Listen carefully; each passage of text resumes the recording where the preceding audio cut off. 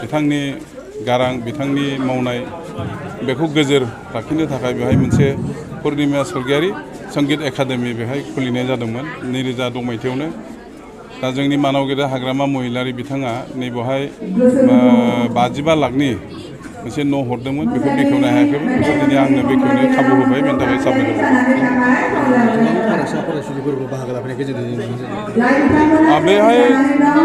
बेहाय खोब खम बेसेनावनो जोंहा आथिखालाव बे हारिमुवारि क्लासिकेल फोरोंनाय बेहाय सोलिगासिनो दङ।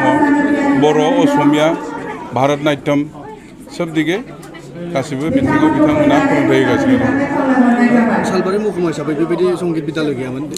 आथिखालावथ' गैथ'वा नाथाय बेनो प्रथम मोजां मोनदों जे जोङो गावनि हारिमुफोरखौ बे क्लासिकेल मोनसे आयदा होनायनि गेजेरजों मोसानायखौ फोरोंलांनो हायोब्ला दामनाय देनाय गासिबो मोजां जायो।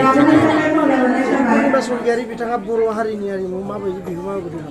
बेखौथ' बुंनानै फोजोबनो हाया जायनि थाखाय दिनै बेनि रायजो राजाया बिथांखौ दिनै फोथांना लाखिनो नाजादों।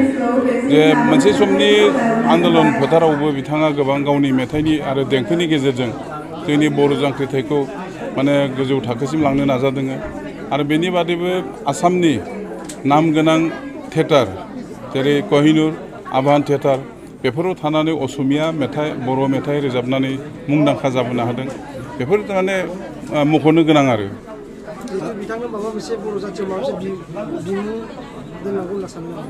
बिमुंनि खोथा गैया। पुर्निमा स्वर्गियारिखौ गावनि मुंजोंनो बयबो मिथियो, दिनै बयबो मिथियो।